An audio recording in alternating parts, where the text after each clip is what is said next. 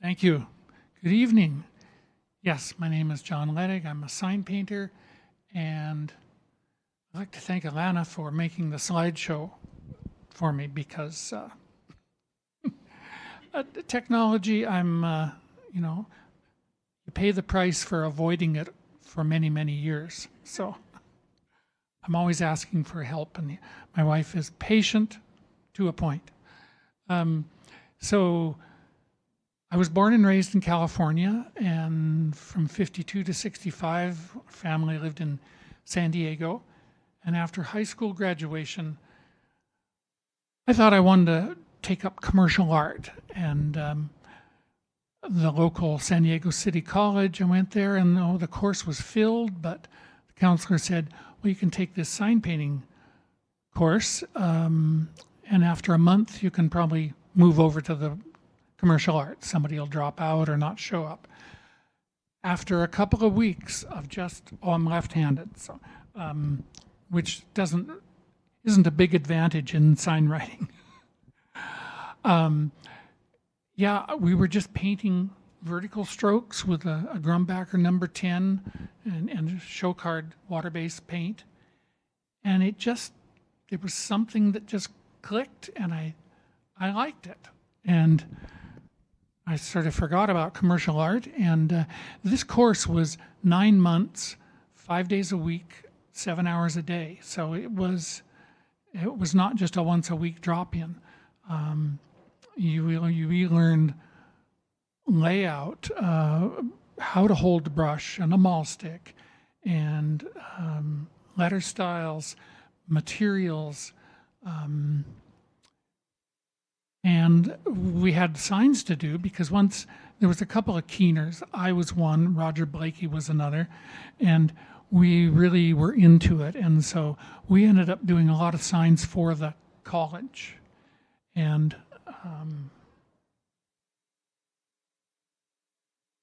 that's one of mine, about a 3 by 30 maybe.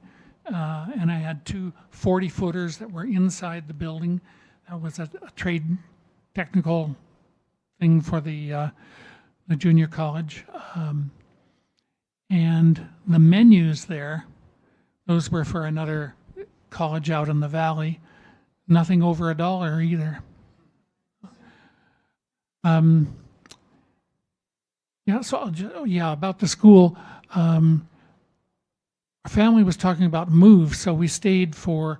Keeping an eye on my time. Oh, I don't know if this is going to work too well.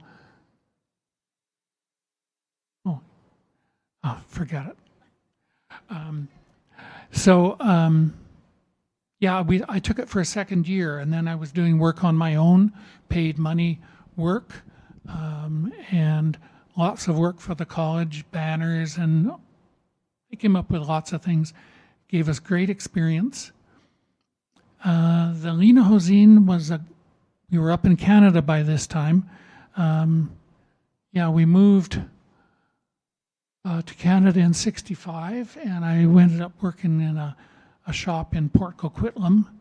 Although this gold leaf was a job I had on my own. I had a really good gold leaf background in San Diego, a night class that I took, and it really covered everything in gold. So worked for shops in 65 till 71. Then my wife and I took a trip to Europe for a year, Volkswagen, drive around, live in the van, and came back to work in more shops. And then we went to the island, had a deal working with a guy in Courtenay, then came back to Vancouver, more shops for a year, and then my wife got a teaching job in Fort St. James. So we were there for 2 years. I did all the signs in the one street town and in Vanderhoof. Then back to town, worked in shops till the recession of '81, and I was let go. Real estate work was dropped off, and that's what the shop did. So I started out in my basement and an old workshop out back, and then went in the leased quarters and for 4 years. And in '85, I got the Gerber 4B. This was the vinyl cutter, and you'd have big fonts that you would plug in, and it had a plotter that you would run vinyl and cut, and then you would weed it and apply it if people know how that works. Or you could put paint mask in there, and then you could put that on, then roller paint and peel the mask off. That was a pretty fast way to do lettering. An expo was coming, and customers wanted it. They wanted that new vinyl stuff. So, and then ended up buying a building down on Burn Road. I could drive, it was a strata unit building, drive trucks in. So I did that till 2000, and then I sold the shop to Mike Day, who worked for me from '88 on. He was silk screening and doing the computer work. I combined computer and paint in a lot of the jobs, but this was after 2000, after I sold the shop. This was an icebreaker the guy bought it from back east, and had it all converted to cabins, and he was going to take it down to Costa Rica and dock it and move around, take people out on tours. It had a big kitchen and a dining room. That's the menu there, no words needed. You just pick it, I'll have chicken. And when I painted the duck green, he said, no, you've got to change that. We can't have green food. That was his Jeep that he had on the front of the deck. He could have a crane take it off. So there's paint mask in all the lettering except the big R's. This was on a location nearby my shop. So I think it was a 48-foot trailer. So, and I probably painted the blue stripe and then white vinyl on top of that. The big R's were hand painted. Oh.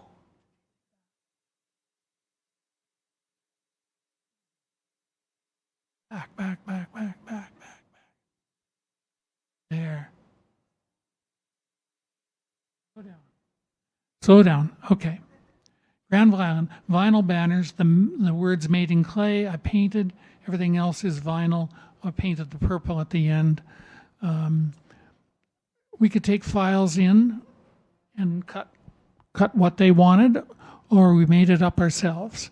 And by then, buying fonts was a little easier, still a bit costly, but it was good to have a lot of them.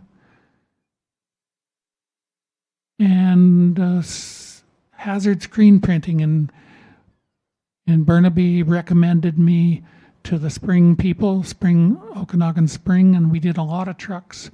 Al Graw, a friend of mine, we would paint them in my shop, and he started to put little hidden messages in the logo there, and nobody would see it. You'd have to have it pointed out to you.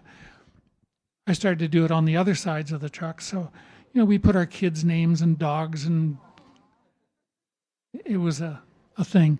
The Great Natural Beers, that's high performance vinyl, but the logo, that's all painted. There's a Russian submarine docking in New Westminster there, 4 foot by 16 foot. I think they sent the whole file to us. Got the vinyl, slap it down. We didn't do any installation at Brushworks. That was the company I started out of my basement. Forgot to tell you the name of it. It still exists down on Burn Road. But we had installation companies, a couple of companies I used over the years, and that they knew what they were doing. They had the equipment, and pick it up, install it, send me the bill. Now, the map of Fletcher's Fine Foods, that must have been a big store. Oh, Fraser Street this way, Kent Street. Oh, yeah, that's down down down where the recycling centers are. Anyway, that's where vinyl, cut all the letters, put them down. Electronic arts, I'm not sure how we did that. I shouldn't have put it in. I know I didn't paint all that. So, but these are typical vinyl. That's Mike hiding behind the thing. We did a lot we had my sister-in-law got me work in McDonald's in 84, I think 85. We did a lot of work for McDonald's over the years. And they're the new HDA, the Drill King. You get the copy from the customer, and you got to know layout. I mean, just because you got a vinyl cutter and you say, I make signs, we used to see so much from the franchise shops. If you could type, you could make signs, but it takes more than that. And that's a good example of big and little, bold and light. If you follow that creed, I think that might have been Mike Stevens, you'll be in good shape. Now, the harmless donut, it's only that big. I worked 2 years on the TV show, The L Word, and when I had a little spare time in between doing this or that, go to the construction bin, and that was a supply of wood for 10 years, all the different shows it was on, because always construction and paint were in the same building. Well, the bullet holes I learned down in Washington from Mike LaValle. Did a workshop down there at John Hannicane's shop. And National Cheese, we did a lot of trucks for them. That's some paint and vinyl. I think Carolot, that was their logo, and then I thought it'd be nice to have the preschool pulled by a little plane, and then I think the phone numbers were supposed to be kids' blocks, I think. The pizza time, paint and vinyl, I can't really recall. I know the borders were paint. Jubilee Cycle did a beautiful 4x24 on the back of their building. It's gone now, but used to go by SkyTrain. On SkyTrain, they had it lit at night. It was a beauty. 2 signs are still on their building. They were last year. Vertical signs, 2x16. That was that triangular building just before you hit Nelson when you're on Imperial.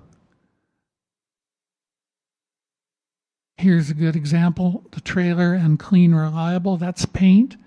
And then vinyl for the rest, probably painted the arrow and then put the vinyl on it. The Dolphin, the sandwich board, all paint. And again, this is after 2000, the garage. They used to be over in Kitts, and I forget the guy's name. That was their logo, the little man. But more I look at that, that RA doesn't look right, and the G's too tall. Too late now. Raymac, well, that's their logo, painted, and all vinyl white lettering and a painted shade. From here that looks so foreshortened. Oliveri pasta used to be on commercial. When I first met the customer, I met him upstairs in the old house behind their place. He was like an Italian gentleman from another era. It was just, I'll never forget sitting in his office and talking to him. And over the years, we did quite a few vans and a few box trucks, and always bought their pasta. That was, again, paint and vinyl. And he would have sayings on each job. I forget something about something's queen and past is king, I think. 6th and 6th in New Westminster, a photo supply place, sold cameras, developed pictures, did a lot of paper signs for them. And the dining and dancing, that was early brushworks. I was still in the basement. That was a 4x8.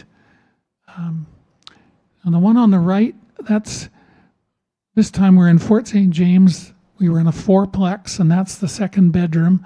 My little shop, and those are signs for one of the two big sawmills up there. Fort St. James was on Stewart Lake. Did all the signs for them in that town and in Vanderhoof. And McNaughton's butcher shop, I did 2 4x8s for them. This was probably 1967, 68. And then the Panache was a nightclub downtown, right where that streets come together in a point down in Gastown. And they'd had different theme nights. Animal night. You could be an animal at $1.50 a drink. And then it's time to break dance and scratch. Remember which you're doing. Oh my God. I hope I didn't go too fast, and I'd be happy to hear any inquiries or questions, because Awesome. I don't even, what's my timing? I don't know. I wasn't typing it. I forgot to do it was mine. good. Awesome. Thank you so much, John. Beautiful work. Amazing. So I know we've just scratched the surface of his amazing, there's so much work. We had only so many slides. But are there any questions for John? Yeah.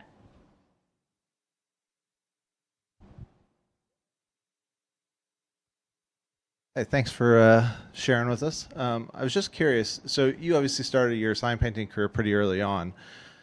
And I know with a lot of sign painters, they sort of lamented the introduction of vinyl coming in. I was curious as to your thoughts when that first happened. Were you very much opposed? It seems like you used quite a bit of it later on in your career, but what were your thoughts at the time?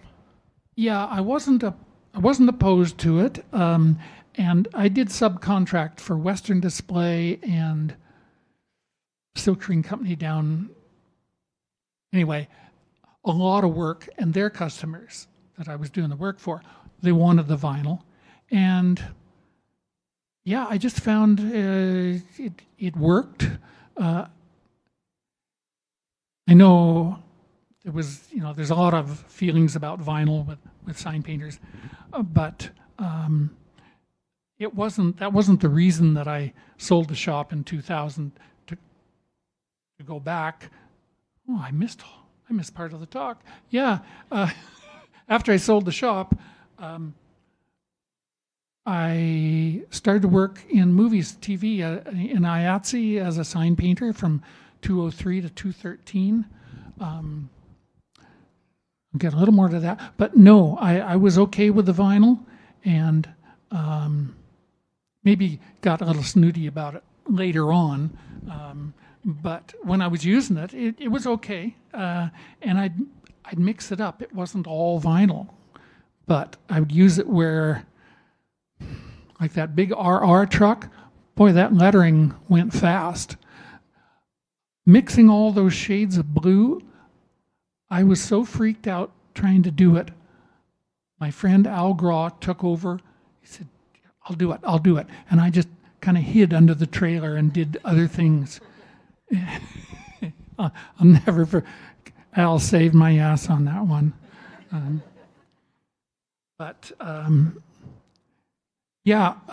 Working on IATSE, and that was, you're painting somebody else's work, and it's not all signs all the time. It was 5 or 6 months out of the year for 10 years. A few times, 2 or 3 times, I got to talk to the designer that would come down from the art department and get to talk to him. And if I'm looking at artwork that is, it's like every button has been pushed on the computer, but back then in that era, they didn't do that. So a few of them said, it's okay, do it sign painter style, don't change the colors, don't change the style, don't spell it wrong. And that was great because I'd make it era as it needed. But then 2013, an autoimmune disease came along, Wegener's disease. It hits everybody in different ways, but I ended up with really bad, well, it took me out for 3-4 years, and then I couldn't do IATSE, I couldn't be up ladders, I couldn't do the 10-hour days, so I just did my own thing. After I sold the shop, I made up the name Big Top Sign Arts, and it was supposed to be us on my cards. I hand-painted the business card, proportioned to a business card, black on white, had it shot down, and so I'll put some out, hand-painted business card. It's a sign circus, and at one time I was going to go to a letterhead meets. Oh, that's another whole thing. I got to them late. I didn't go till 2003. They started in 79. The 6 guys in Denver, all meeting, getting together after work. They worked at different shops, have some beer, maybe a little smoke, and then they started to meet more and more, and then it got to be an event, and then, God, meets were... So I went to different ones in the States and in England and Wales. Signs, painted so many. And I still do out of my studio on Venables, across from Uprising Bakery, which is the best thing about it. The slice is the bakery. As long as and the shop cat omelet crosses Venables back and forth. She looks both ways. Yeah. So, yeah, I carry on now doing what work I can. The latest thing was Small World Tattoo on Gore. My friend Ben Knight, who started the slice, he lives back in Victoria now, but he came over, he did the big gold, and I did the stuff down low where I could sit down. Yeah, it's... I have many times over the years felt I am so grateful to do work that I really enjoy. And I think of people that they can't wait for the weekend. And early days in sign painting, I remember saying, I can't wait for the weekend to be over so I can get back to the shop. And then once I started doing things on my own, it was great. So awesome. I may be over. No, it's all No, good. yeah. Do we have another question for John? Yep. Thank you. Beautiful presentation. It's so crazy how such a small, insignificant event at such an early stage of your life led to such a beautiful career. I had a question. What was one of the more challenging projects that you had to tackle, or the one that you just couldn't quite get right and you had to start over and over? Or were there any projects like that at all? I'm sure there were. I mean, I don't recall one right off. Okay. I'm living in Burnaby, and I'm doing work for a pizza place, a new one that opened on Powell, east of Maine, and it was a door, and they brought it to me. I was to do a gold leaf on it from their design, and it didn't go quite as good as I had hoped, but I think I delivered it back to them, and then I got a call. No, he didn't like it. And what he pointed out was not what I was seeing. I thought, oh, I won't tell you about over there. You know, you're concerned with this. And I had to make the choice on the spot, I felt. Do this over or don't, and that is, and say, I just can't do it. And to me, that was like, I might as well just step off the bridge. You know, I felt maybe it was because of, yeah, no, I don't think Wagner's had come to town yet. So, but yeah, I took it back and removed it all and did it over again. It was like $1,000 door, but it was a choice. I'm glad I made it. He was satisfied with it, and yeah, I just I couldn't quit. My dad had many sayings, and one of them was, "Sticking at it's better than being good." Awesome. Also, you meet a lot of funny people when you haven't got your gun, or you get used to hanging if you hang long enough. He had a lot of sayings. Thomas, you had a question. Yeah, for sure. Hang on. Let me get this mic back there.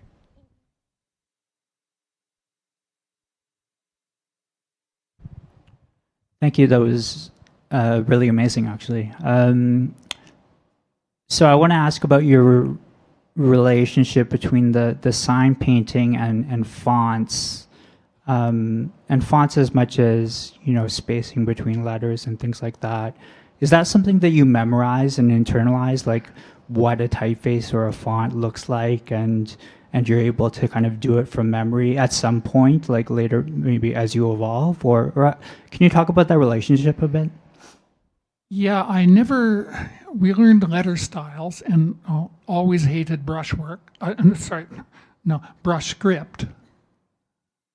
Yeah, that bad. But I didn't really memorize fonts, or we learned of them and how to use them with thick and thin and script and various scripts. But being left-handed, it took a while because, you know, the right-handers, you're just going like that. Left-handers are going down here, then try to connect that there, and that took a while to get that connection right. And that even changed over the years from down here to kind of up like that. It's all how you handle the brush and how you handle. You've heard the saying, "Oh yeah, you got to hold your mouth a certain way." Find yourself doing that. But fonts, well, with Gerber, there was the backs. You know, we call them. You know, usually you didn't do forwards, but yeah, that needed a couple backs. So the key you'd hit, and it would just tighten up spacing between a couple letters. In the sign painting class, we learned about spacing and visualize bags of air between the letters, and you're trying to keep them kind of the same. And of course, you've got your L and A. That's a tough one. Sometimes you can pop that leg of the A up, let it stand on the, or not touch, but the L, that stroke of the L. But if you're following a proper font, you wouldn't do that. But